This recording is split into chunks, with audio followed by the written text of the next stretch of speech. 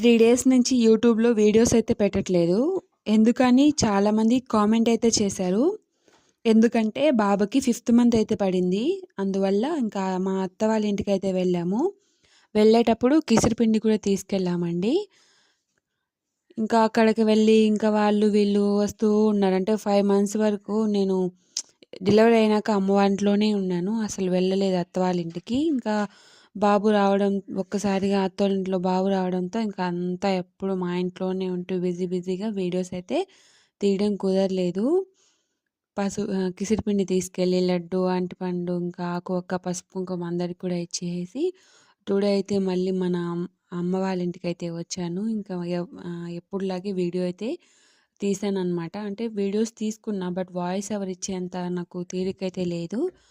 Please ఇలాగే నన్ను follow అవుతూ ఉండండి. ఇంకా మంచి వీడియోస్ వస్తాయి. లైక్